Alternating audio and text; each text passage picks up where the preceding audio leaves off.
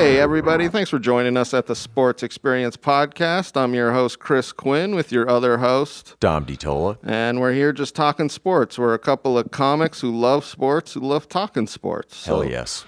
Yeah, that's pretty much what this podcast is about. We love the interesting stories behind the athletes and the ridiculously good stats that some of these athletes have. So, absolutely. Yeah.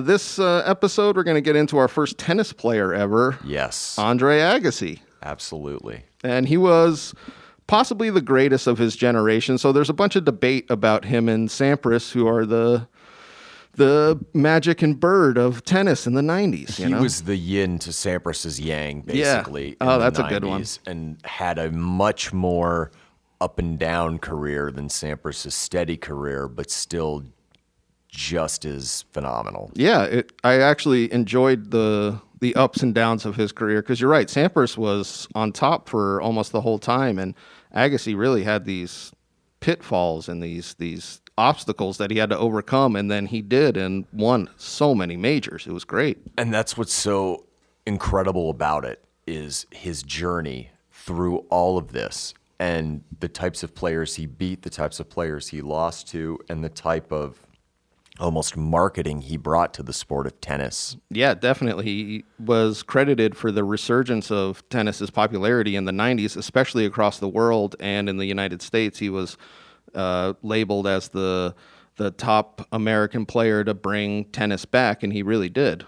Absolutely. I mean, even if you didn't like him, you still wanted to watch Andre Agassi. Yeah. You still wanted to tune in. Yeah, he was like that Howard Stern. Like, if you liked him, you watch him for an hour. If you hate him, you're going to watch him for an hour and a half. Exactly. I just want to see what he does. Right? Because he was that talented and volatile, and towards the end of his career, so driven, and even after it ended, so appreciative. Yes.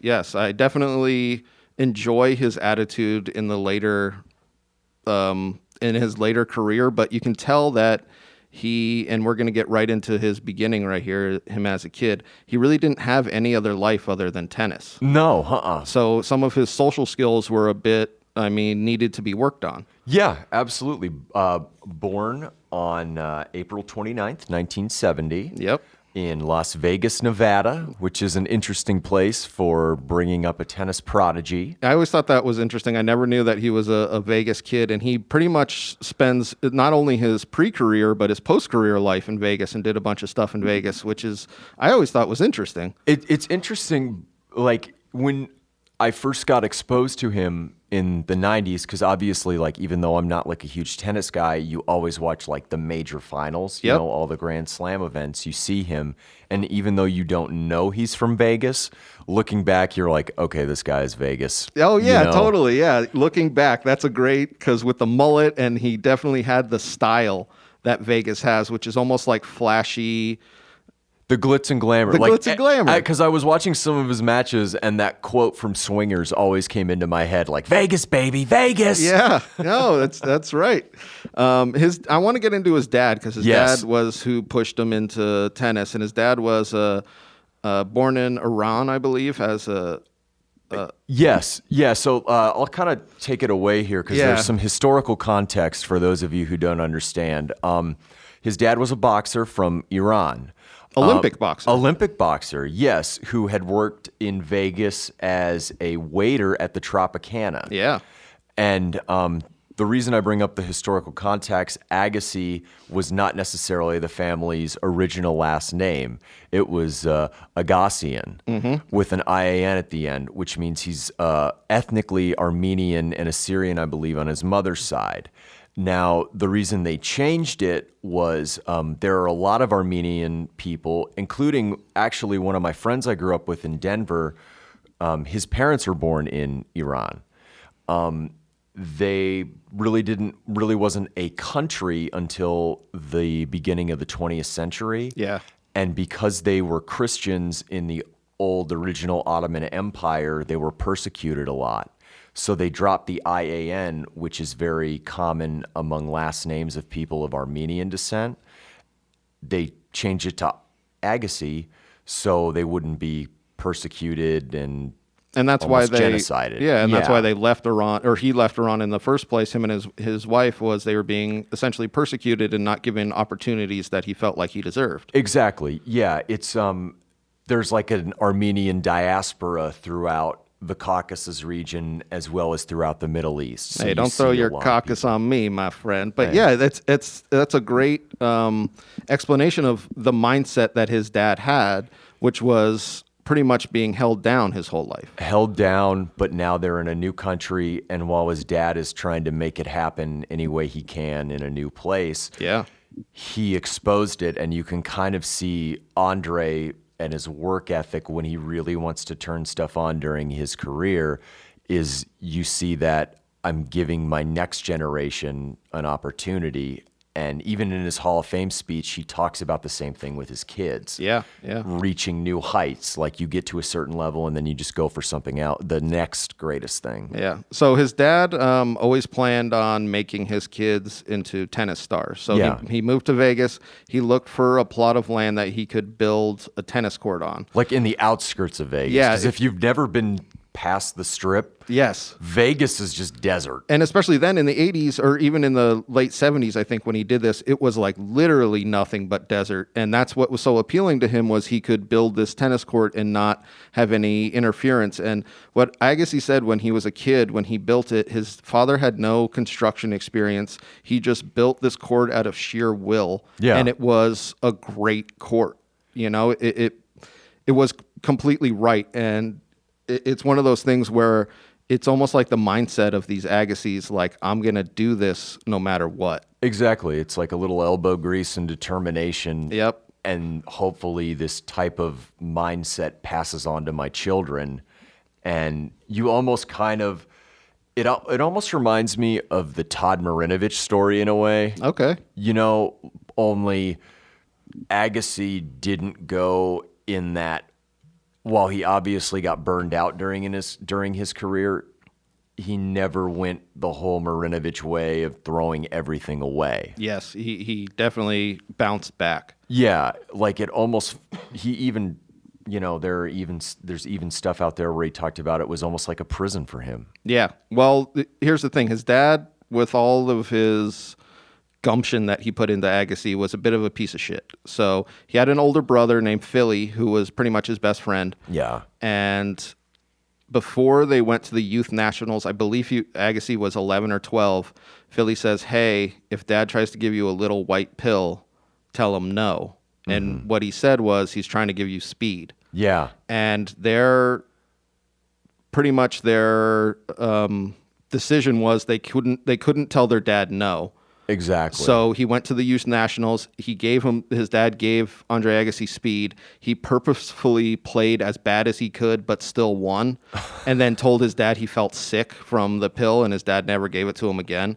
But that's kind of the mindset of like, he needs to win at all costs. Yeah. And that's kind of what, when I had read that, that's kind of what made that Marinovich connection. Yes. Almost. Yes. You know, just, he tried to create the perfect athlete for his child. Mm-hmm.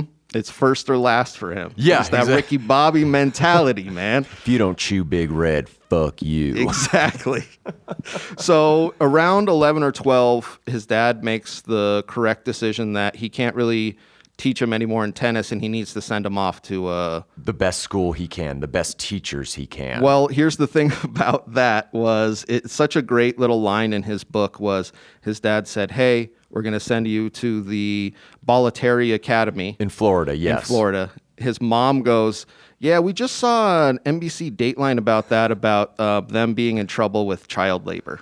Or it wasn't child labor, but it was them not sending them to school and just letting them play tennis all day. And Agassi brought that up a lot. It was just, you send him there thinking he's going to go to school, and you're just going there to be cutthroat and badass at tennis. Exactly. And Andre's dad heard that and was just like, perfect. Yeah. Because he didn't care about school. He cared about one of his children becoming one of the best tennis players in the world. That's like literally his only mindset. Yeah, and I know we'll probably get to this later in his post-career with the things that he's done. Yes. But he seems almost embarrassed but driven because he refers to himself as an 8th grade dropout. Yes. he seems driven towards providing education, which is what he was not provided when he was younger. Well, to here's other people. And I want to bring up his first coach, Nick Bollettieri. Yes, very much so. Who he hated when he first went there because, well, he essentially went there and was playing for a couple of days, and then one of the counselors saw him because there's like 300 kids there. Yeah. Or I don't even know if it's that many, but there's a ton of kids. He saw him. He goes, "Hey, has Nick seen you play?" Andre said no. And Nick came and watched him for like 20 minutes. He goes, all right. Takes him to the office, calls his dad, and he's like, he can play here in this academy for free as long as he wants. Because his dad was worried he only had enough money for him to be there for like whatever I think it was like a summer, or something like that. And he said, after watching your son play, we're keeping him for free. Yeah, you don't have to pay us. And that's the potential that he essentially had. But then he said the conditions there were awful. Yeah. Like, it's essentially like one of those day camps or one of those camps that you used to go to for a week, and you're just like, how is this still up and running? Like, it's like Camp Krusty on The Simpsons. You know, almost. exactly. Yeah. He was like, dude, the water would shoot out of the spigot, and it would just be like a straight one nozzle just like hitting you, and you would just have to like run under and be like, ah.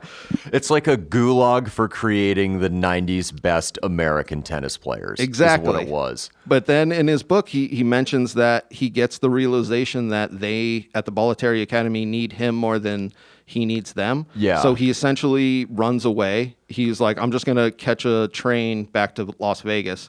They go and pick him up, and they're like, well, what do you want to stay? And he tells Nick, he's like, and this is when he's 15, he's like, I want wild cards into tournaments so I can become pro. Exactly, because he turned pro very early. I think it was 1986, so he would have been 16. Yeah, he was 16 when he turned pro, and he has this conversation with his dad where he's like, I'm thinking about turning pro, I'm thinking about taking this money. And his dad was such an asshole, he just goes, you have an 8th grade education. You literally can't do anything else. And he was like, that's not what I wanted to hear. I wanted to hear like, oh, this is great. You're going to turn pro. And his dad's just like, you're a piece of shit. This is all you have. But almost in his dad's mind, that's exactly what his dad wanted to hear. Exactly. It's like, looks like my son has the stones to compete. Let's see if he can do it.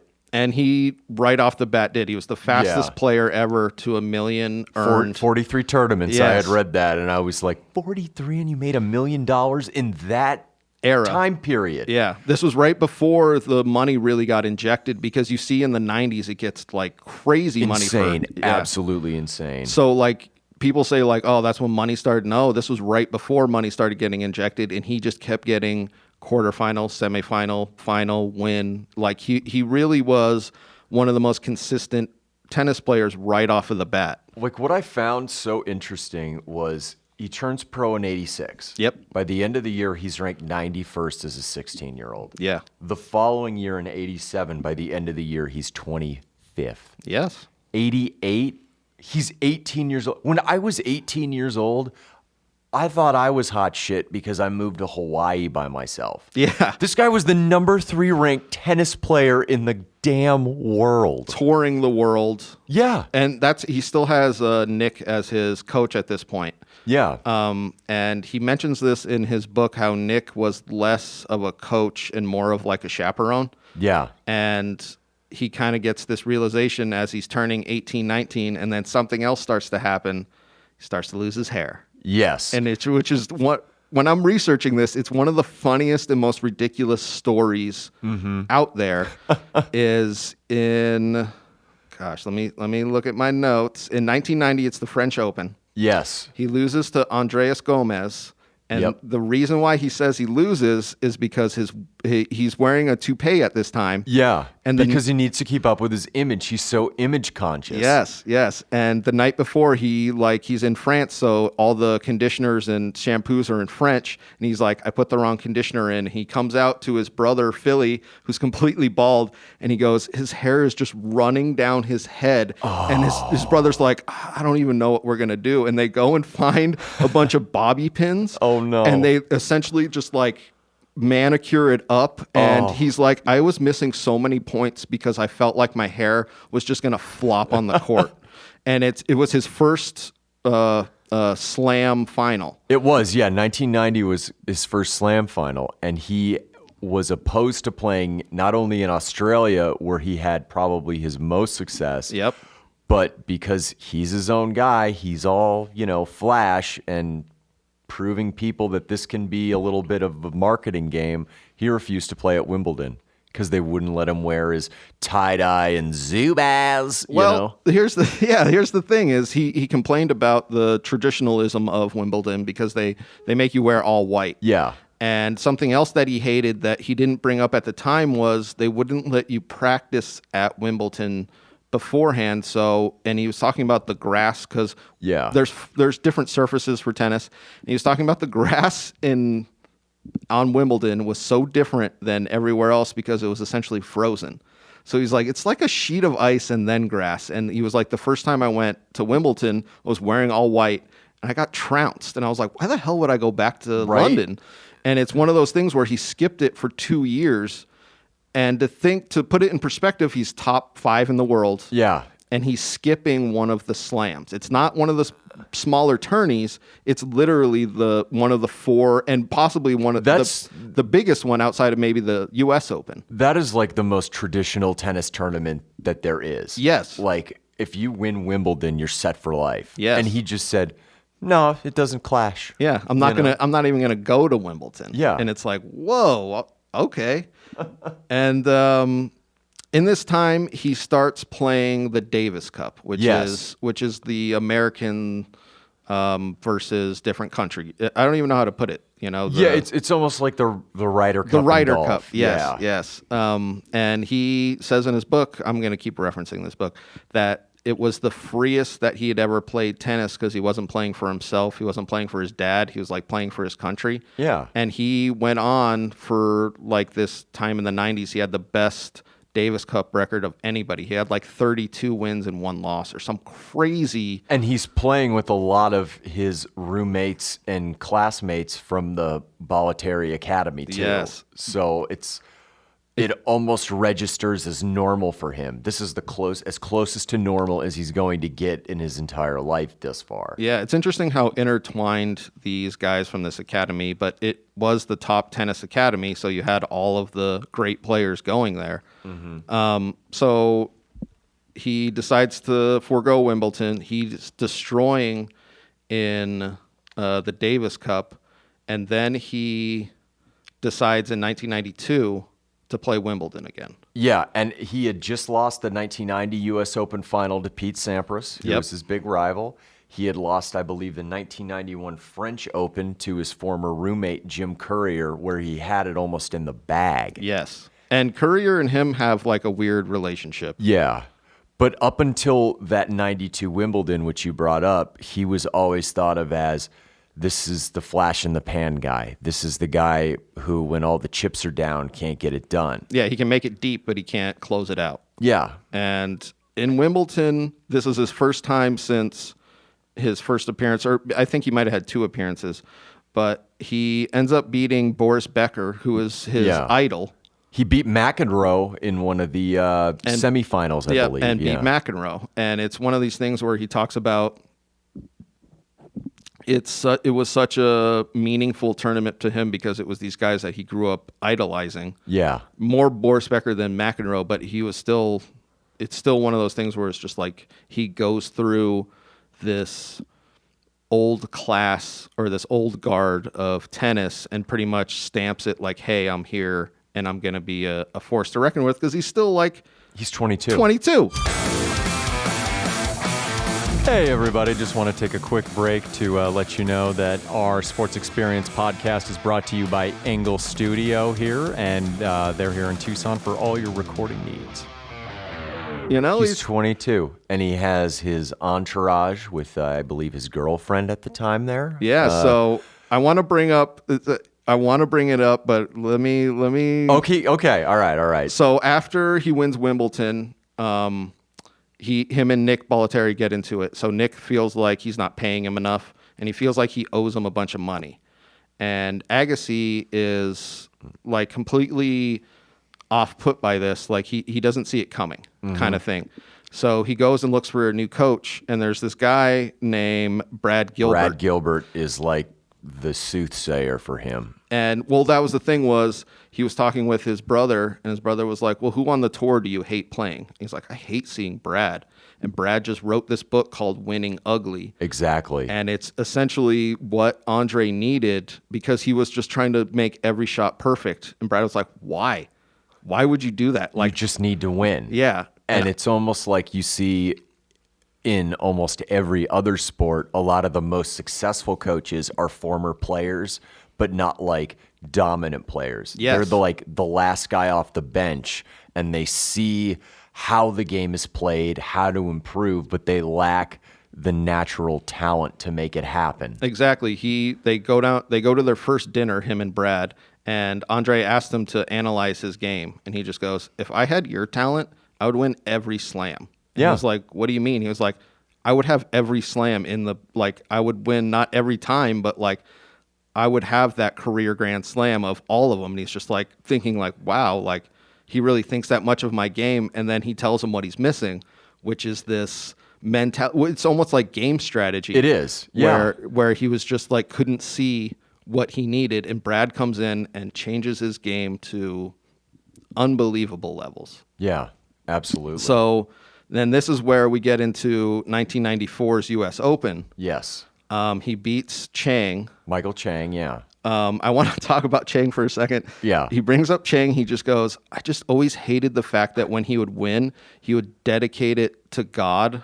Like God looked down on this tennis match and was like, Agassi, out. Chang, you're in. And it's such a great analogy for all these sports guys that always dedicate it to God. That's my bit, like where I talk about, because I was thinking about it. Like, I know. That's my bit about, like, I just want to see a coach be like, hail Satan. Yes. Thank you for that W. Exactly. You know? And that's what Agassi was saying. It was like, first off, God doesn't care about this tennis match, but why is God on your side? Yeah.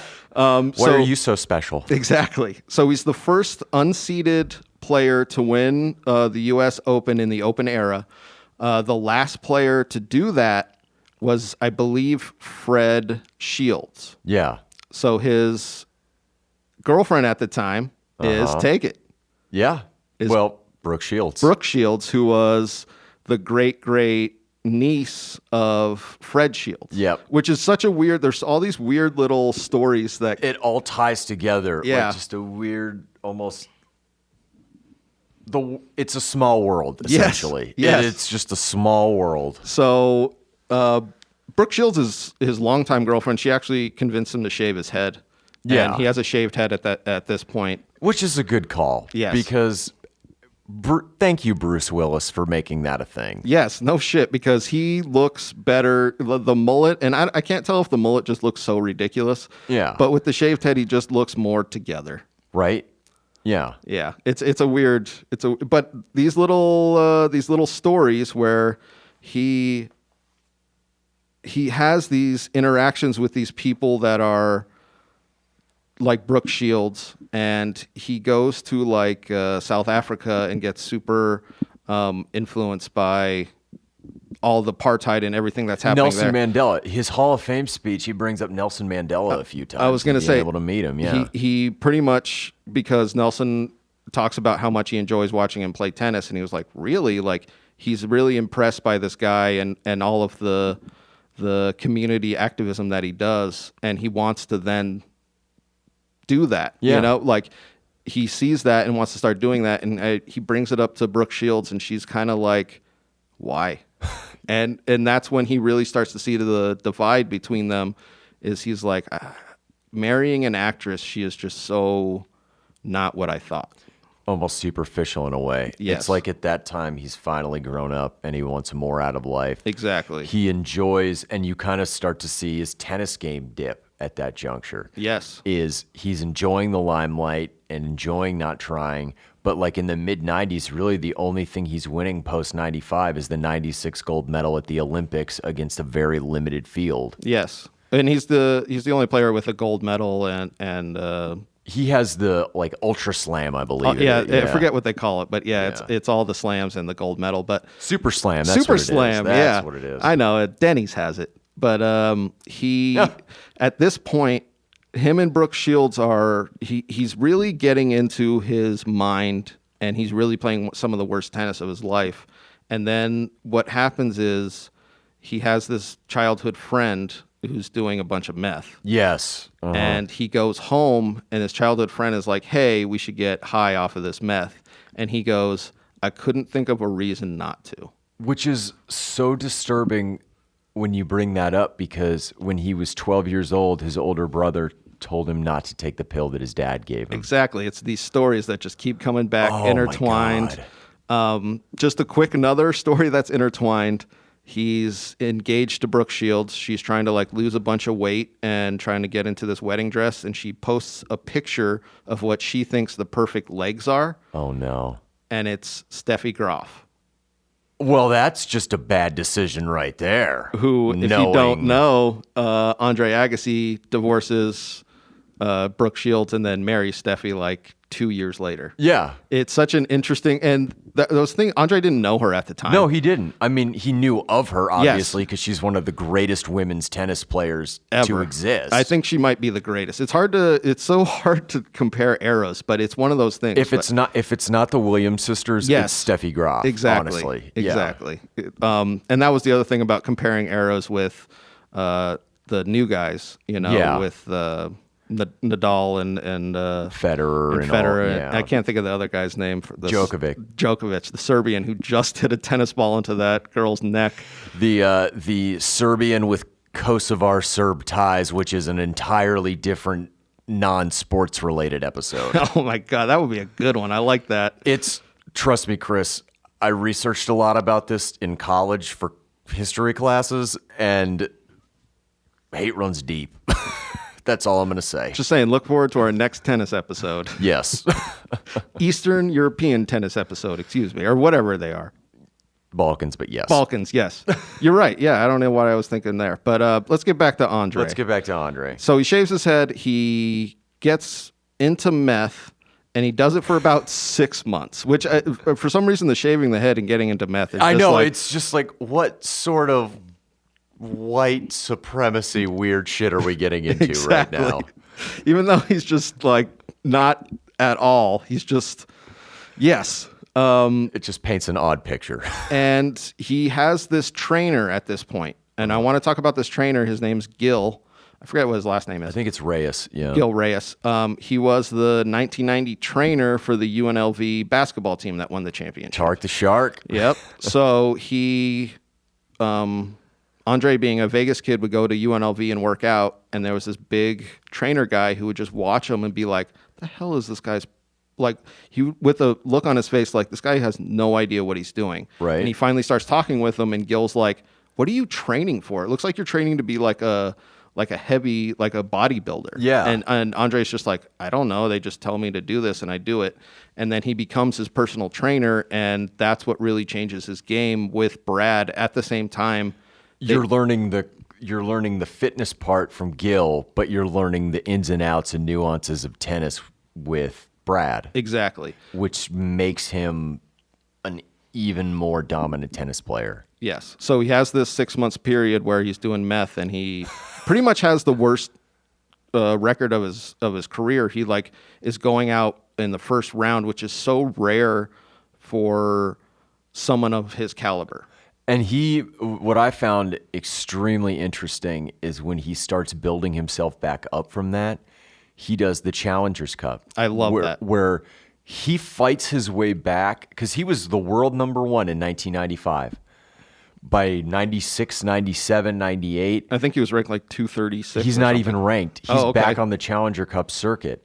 And he's changing his scores playing up-and-coming tennis players. Yeah. He has hit rock bottom, but is working his way back up. And it's so fascinating. And at this point, he's done with the meth, and he's working out like crazy with Gil, but he gets a drug test from like 3 or 4 months ago, and they're like, hey... And he pisses hot. There's minute traces of methamphetamine. Where did that come from? He writes a letter that says he accidentally drank a soda that his friend spiked, which he was like, it's kind of true. He used to spike his sodas, and I had drinking it at that time, but we were doing meth. Yeah. And the tennis commission believed him and didn't suspend him, which was great because he was done with the meth Yes. And it was behind him, and now he was ascending. And if he had gotten suspended, it could have really messed with his psyche. It would have ruined everything. He probably would have gone back to the meth because he didn't have any tennis anymore due to it. It's one of the lies that he said that was, it's the only time he ever lied about what happened. And he was like, it was just the right decision because I was already back doing what I needed to do. He was already on the right track. Yes. He had put it behind him. It wasn't like he was lying and being like, all right, well, that thing's behind me. I'm going to go do more meth. Exactly. Or like, I didn't learn this lesson. And what he said was the punishment that he felt like he occurred to him was the losing in the first round, because he almost would never lose in the first round. I think he lost 4 consecutive tourneys in the first round. Yeah. And people were just like, God, he is so done. Like, everybody was writing him off as... He was back page. He was yesterday's news. Yes. At that point. And then 98. So 98, he comes in ranked 110th. Yeah. And he wins 5 non-slam titles in like the first half of the year, and pretty much goes from 110 to 6th, which was the highest jump of anybody in like a decade. Yeah. And by 1999, and he goes to the French Open, he's already won all of the major Grand Slams at least once. He's won the U.S. Open, he's won Wimbledon, and he's won the Australian Open multiple times. Yeah, he won twice, I think, at that point. And he goes to the French Open, where he had lost to his former roommate, Jim Courier, I believe, in 1990. Yes. And And a tough battle, too. I think it was 5 sets, and they were just battling. And I'll just a quick one. Oh, do it, dude. Jim Courier's coach.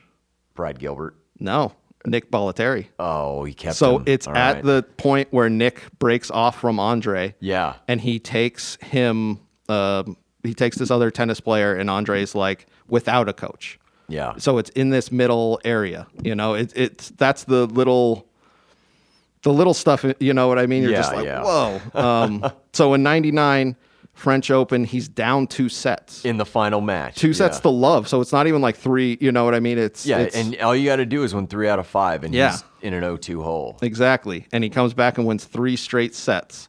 And he credits Gil for having the conditioning and the ability to get all that whatever's left in the tank out of him. Well, I want to talk about the type of tennis player he is right now. Yes, yeah, let's do that. Because I was reading this, and you don't really know about this if you're kind of on the outskirts of tennis. He almost never charges the net. No. And he is a baseline player, and they say he probably is the greatest return artist of ever in tennis. And that's what made him such a great contrast and made the Sampras rivalry so incredible. Sampras was known as the guy with the fastest serve, but Agassi was known as the guy who could return the serves the best and do it even faster, bringing it back than the original serve. Yeah, it's such an interesting thing, these styles in tennis.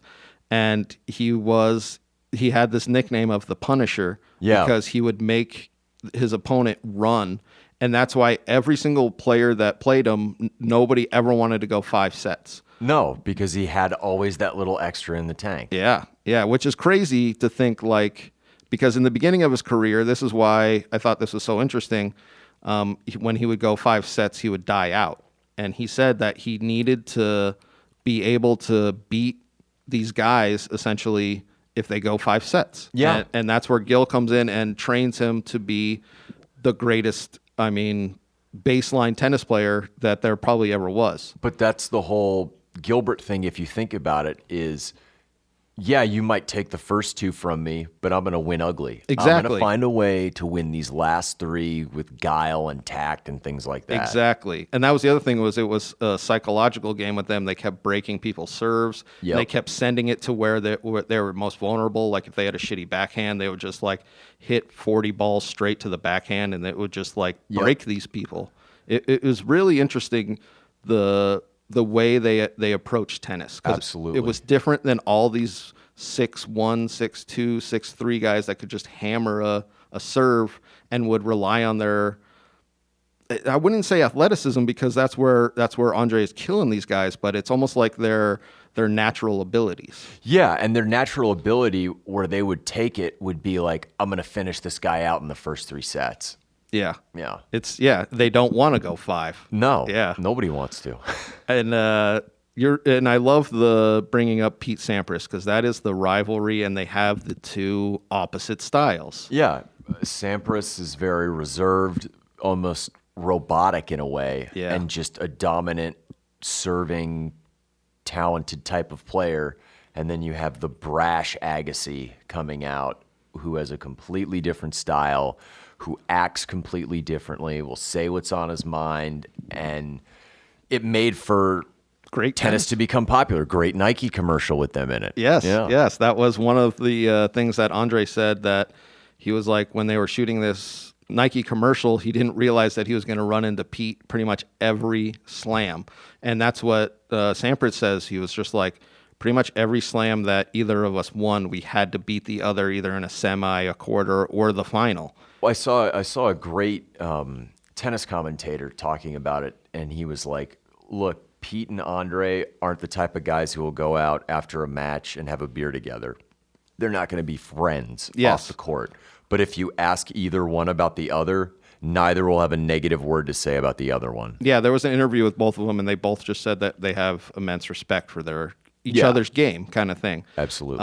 And then the debate of who is better, because that's just always what gets thrown around. Yeah. Sampras has more major wins, but never had that win on the French court, on that French on the clay. Yep. And it's one of those things where Agassi says when he won in 99. in 99 To tie it all together. it was like, because he always states that he hated tennis. Yeah.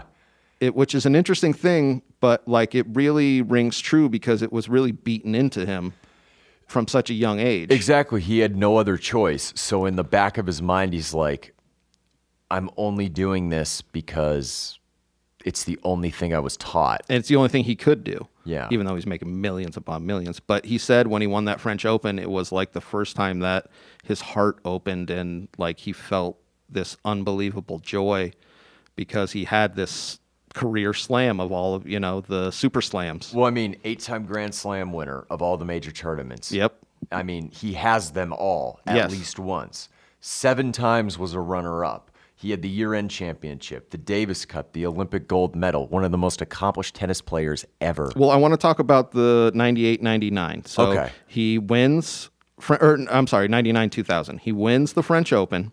He then goes to Wimbledon and loses to Pete Sampras in the final. Then goes to the U.S. Open and wins. Yeah. And then the year is over. So the U.S. Open's the last tourney of the year. Yeah. The next year starts up, the Aussie Open. He goes there and wins. Exactly. So he's the finals of 4 straight slams and wins 3 of those 4 slams. That's like some Tiger Woods stuff with golf. I don't think anybody has matched that. They've matched it in the women's game, the Williams sisters and shit like that. But it's one of these feats that I don't think they're going to match in the men's game. No, and it's like Nadal is super talented on clay. Yes. So you're probably not going to get him if you're Djokovic or Federer. Exactly. Djokovic, who beat Agassi's dominance in the Aussie Open, you're not going to beat him there. Not on hard and then court, yeah. Federer at Wimbledon, and then you have... It's so interesting, yeah. I really... And that's why I have such respect for Agassi is since there was only one player before him to ever do this. Yeah. And it was Rod Laver, I believe. Rod Laver, yeah. Yeah. Mm-hmm. And it's just one of those things where he was such a all-around great tennis player. Mm-hmm. Towards the end of his career, he still was winning the Aussie Open. Yeah, right. It's one of those things where you could tell that's where he was most comfortable. Yeah. He said he loved Australia and just like he would feel comfortable there. So who wouldn't? Yeah. So 2001, he won again, and he was the only player to be in the top 3 ranking for 3 decades, 3 different decades. So that's another one that he has. And then one of his last matches was the 2005 U.S. final, which he lost. Yeah. But people were saying that making it to the final in 2005 when he was, 35 was probably one of the greatest accomplishments. Not winning, but just making it there and playing competitive tennis. And that was the thing was, I forget who he lost against, but it's not somebody that's necessarily a huge name. But they said the tennis that he was playing in that was some of the best because he was still taking guys to 5 sets and crushing them. Yeah, and his body by that point though had finally kind of started to break down on him. That's like what anybody of that age. That's what people said when he got to the 7th match, which is how many you need to win for a slam. You could just tell he was kind of dead. Yeah. Before we get out of here, I do want to talk about after his post-career, I want to talk about the man that he is. That's very important. Yeah, because his lack of education, like you were saying, like when he was with Brooke Shields, he had this feeling of being less than everybody else, this inadequacy of not being as knowledgeable as everybody that at least even finished high school, Yeah. And he opened up this college preparatory academy. I think it's the Andre Agassi. Yeah, in Las Vegas, in his hometown. It's like a group of charter schools for underprivileged kids. So it's not like a rich charter school, if you will. No. It's tuition free, but you have to kind of get in. And unlike a scholarship, but giving back to the community and people that were almost in his situation growing up. Exactly, and he actually grew it, and he actually built the original school in one of the worst neighborhoods in Las Vegas, and he says that it's really improved the neighborhood, and they've never had a window broken or graffiti because the community has really accepted this as a great thing. Yeah, no, I mean, and he did it where he grew up. Yeah. He gives back. Him and his wife, Steffi Graf, obviously, they give back to his community. Yes, and it's so great because they have like 100% graduation rate, 100% college acceptance rate, and it's from these families that would probably not graduate high school, like never get the opportunity. Exactly, and that's what he's really big on, is giving people the opportunity to succeed. Yeah, and I love that. Absolutely. He also did some. Nelson Mandela was his, like we were saying before, was one of his biggest influences, and he also did a bunch of other work throughout. South Africa and I think Germany because his wife. Yeah, his wife's from now Germany, but yeah, former West Germany. Just a quick story to get us out on when Steffi Graf and Andre Agassi's dads first met. About 5-10 minutes into them meeting, they both peeled off their shirts and were ready to fight. That's awesome. So Agassi, he's like, so my 69-year-old father was ready to fight Steffi's 65-year-old father, and I had to literally jump in between them and grab my dad. And he goes, what were you guys arguing about? And he goes, he starts talking shit on your backhand, and I started talking shit on Steffi, because Steffi has this thing called the Steffi slice. And he goes, that's a bullshit shot. And he goes, and it just escalated. Like Randy Martin, what do you want to do, huh? Yeah, no. What do you want to do? It's exactly like that. I thought this was America. Oh, I'm sorry. Arrested me for what? Arrested me for what? I'm not allowed to stand up for myself? Oh. And what was ridiculous is they were both ex-boxers, so they weren't. It wasn't like a playful thing. They were ready to seriously beat the shit out of each other. This is like a senior circuit beatdown. Oh, I wish there was God, if YouTube was a thing back then. Oh my God. Yes, exactly. Old man fights. Yeah. All right. Thank you all very much. Hey, everybody. Thanks for listening to that podcast. This is just a stock message at the end of all of our podcasts, so we hope you enjoy. You listen to whatever athlete that was. Give us a follow at the Sports Experience Podcast on Instagram. Also, myself at Quinn Comedy on Instagram. Also, DiTolla Dominic on Instagram. Just follow us all around. If you have any suggestions for any athletes you want us to do, shoot us an email at thesportsexperiencepodcast@gmail.com. And we always are recording right here at Engle Studio. Thank you all very much.